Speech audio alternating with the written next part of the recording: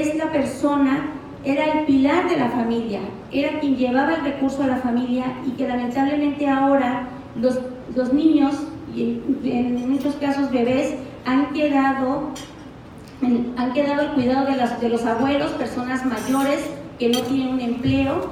Lamentablemente, cuando nos quitan a un ser querido, no nos preguntan si estamos en el polígono de la pobreza, si estamos en el polígono que atiende la Cruzada Nacional contra el Hambre, o los polígonos, como quieran llamarle algunas de las dependencias.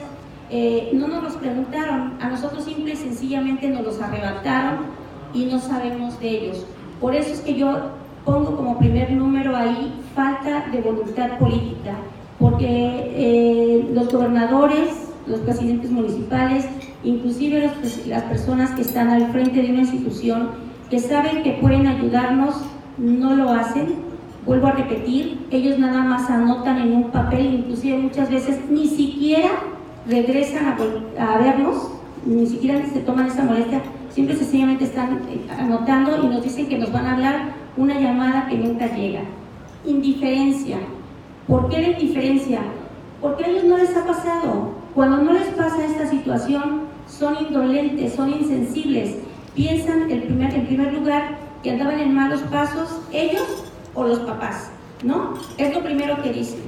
Hay extorsión, y hablo de extorsión porque cuando ustedes, bueno, espero que nunca les pase lo que nos está sucediendo a nosotros, primeramente Dios, pero cuando uno llega a la agencia del Ministerio Público a levantar una denuncia por desaparición, lo primero que nos dicen es que probablemente se fue con el novio, si es mujer, si es hombre, que está tomando, que debe andar con alguna mujer por ahí, pero que va a regresar, que después, si no regresa, que volvamos, ¿no? Si insistimos en que nos levanten la denuncia, nos dicen que no tienen gasolina, que no tienen papel, que no tienen tinta, entonces pues cáigase con tanto dinero, ¿no? Y hay unos que son de plano, se pasan porque sí te piden, te dan ya un monto, ¿no? Y entonces tú, con la necesidad que tienes de que busquen a tu familiar, aunque no lo tengas, tú pagas esos 200, 300 o hasta 500 pesos y le pones gasolina a la camioneta.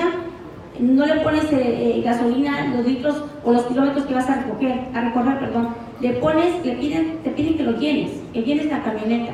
Entonces ahí ya hay una extorsión, algo que también, esto ya se le ha comentado al vicefiscal, al licenciado Bonilla, yo lo hemos platicado con él varias veces.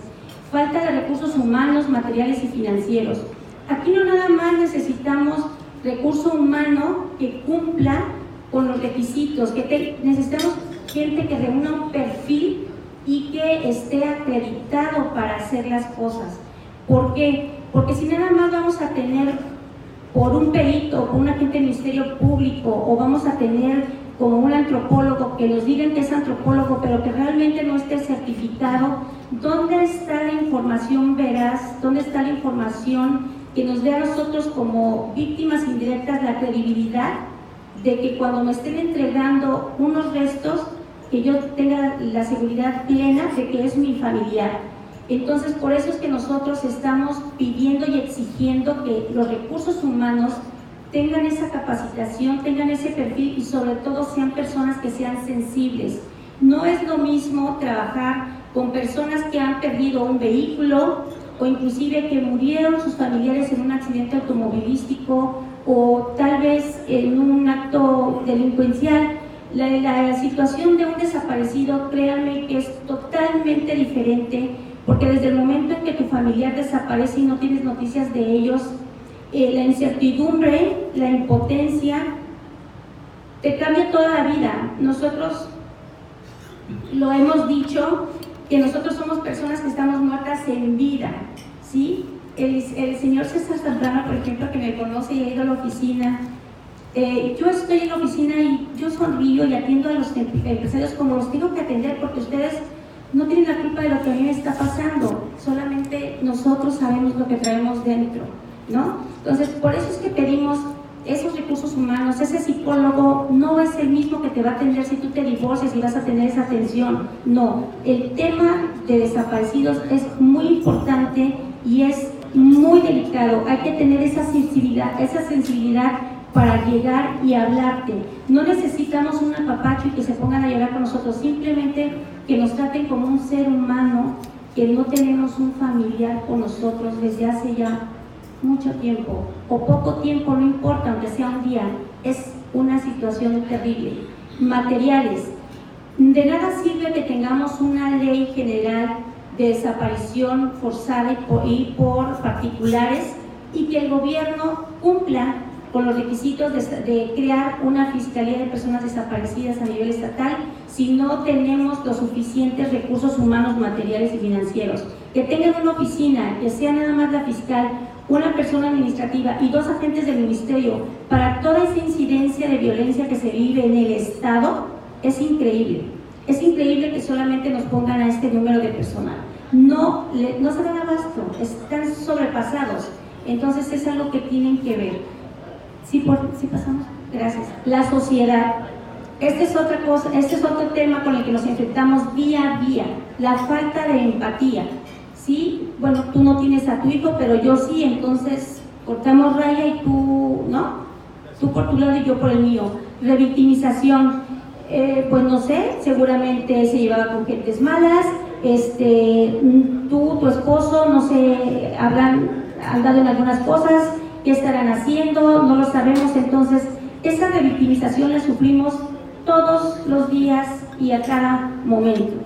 Costumbre, se les hace una costumbre ya que alguien les diga, fíjense que creen, fíjense que no aparece el hijo de fulano de tal, uy, qué barbaridad, pero qué barbaridad, y se quedó ahí, ¿no? Porque a mí no me está pasando, porque ya es cotidiano lo que estamos viviendo, los asesinatos, las extorsiones, las desapariciones, es algo que ya la sociedad se acostumbró y eso está muy mal porque no debemos de permitir que eso siga pasando.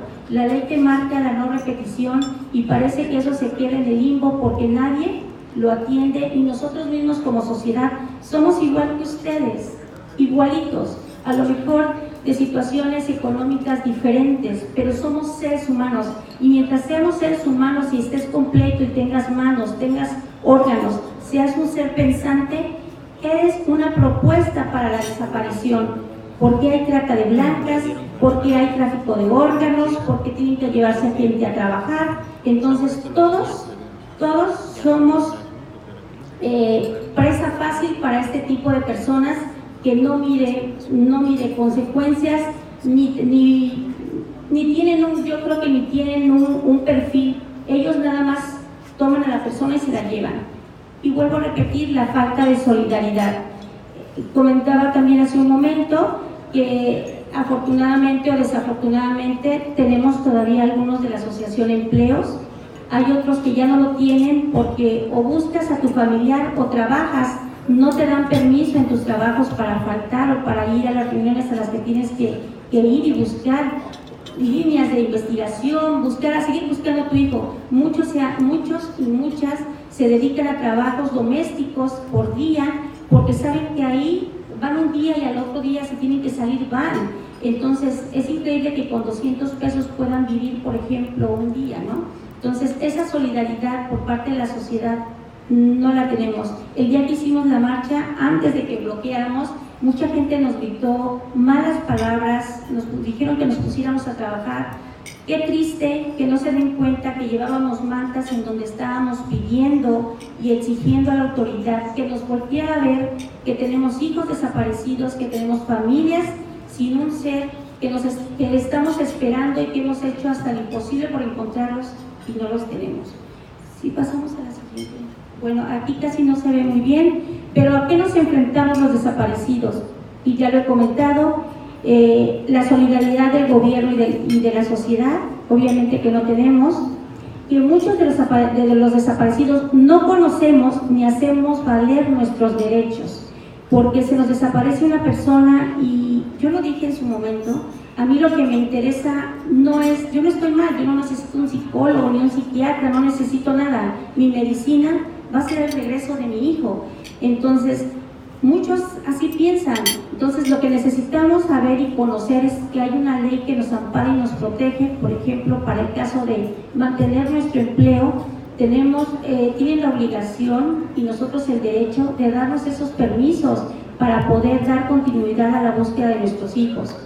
Nos enfrentamos al miedo, al dolor, a la impotencia y muchas veces todo eso va conjuntándose, llegamos al rencor y muchas veces hasta pensamos en una venganza, algo que nos lastima y nos lacera, pero llega a pasar por nuestras mentes muchas veces la venganza, hasta que después vamos digiriéndolo, vamos pensando que eso no es algo en lo que debemos de pensar, pero hay muchos niños que van creciendo con ese coraje, con esa impotencia, con ese rencor, y entonces se va haciendo un círculo vicioso, ¿no? Que pretendemos que no llegue a más.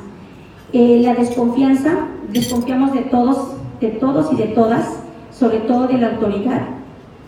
No creemos en lo que nos está diciendo, no sabemos si en el momento que estamos levantando una denuncia no vamos a ser amenazados o va a ser contraproducente. Por eso muchas veces hay desaparecidos y no denuncian, por ese temor, y por el temor también de que las gentes que nos hicieron mal siempre nos llenan de amenazas, y optamos por no hacer una denuncia. La desintegración familiar, lamentablemente te sucede esto y hasta la familia te deja, se aparta de ti, te quedas solo. Nosotros lo hemos comentado en la asociación, ahora nuestras familias para mí son las 92 familias restantes. Esas son mi familia, es donde puedo yo llorar, donde puedo yo hablar y sé que no voy a ser criticada, y ahí es donde me siento seguro. Y bueno, las amenazas que sufrimos día a día por ir avanzando en los casos. Nuestros objetivos ahorita, en primer lugar, es, y lo comentábamos nosotros en la marcha que tuvimos el 14 de marzo, aprovechando que tuvimos la caravana internacional de búsqueda de desaparecidos vivos y muertos, fue que, dado que el señor gobernador ya se le había girado cuatro oficios, uno de ellos, él de su propia mano lo recibió y me firmó, y en los otros 3, simple y sencillamente, no nos daba fecha, nos ponían a gente que no tenía la capacidad de decisión, ni siquiera para tomar un teléfono y decirnos, no los van a recibir, o sí los van a recibir, nada, ni una respuesta. Fue precisamente bloquear, y el hecho es de que supimos que hay 751 cuerpos en las CEMEFOS divididos ahorita lo vamos a ver, entre las CEMEFOS de Chilpancingo, Iguala y Acapulco. Ese ahorita es nuestro objetivo principal, ponerle nombre y apellido, darles identidad a esos 751 restos, porque son restos, y entregarlos a esas 751 familias donde les vamos a dar una tranquilidad, que van a pasar de un duelo de no tener y no saber de su familia a un duelo de tristeza porque ya falleció, fue asesinado, ¿no? Entonces, junto con Fiscalía, se ha trabajado un proyecto que tiene el objetivo de conformar 751 archivos de esas personas fallecidas y de identidad. Pero para llegar a este proyecto, para realizar este proyecto, se necesitan 20 millones de pesos. 20 millones de pesos que no tiene el gobierno del Estado, que no tenemos nosotros las familias, y que nosotros como familiares, y si ustedes me lo permiten, ponernos un poquito ustedes de este lado. Obviamente que ustedes, si tienen un familiar desaparecidos, a los que nos interesan ponerle nombre y apellido somos nosotros. Nosotros queremos saber quiénes son esos restos, quiénes son esas personitas que están ahí resguardadas. Y para eso, pues vamos a necesitar mucho dinero, porque necesitamos contratar gente capacitada y acreditada que pueda darnos esa confianza de que esos estudios están bien realizados. Una vez que se terminen de hacer esos estudios, esos cuerpos, si no son identificados, pero ya van a contar con un cuadro básico, van a ser depositados en el panteón ministerial con una plaquita que ya va a tener una identificación, y que ya va a ser fácil que si después sale la familia y reclama el cuerpo, ya va a ser más fácil que lo saquen del panteón municipal, del panteón estatal forense, a que lo saquen de una fosa común de algún panteón, ¿no? Entonces, esos son los objetivos del proyecto: disminuir la cantidad de cuerpos identificados resguardados en las unidades de CEMEFO, porque aparte de que queremos darle identidad, Es un problema ya de salud a nivel estatal que tenemos porque la peste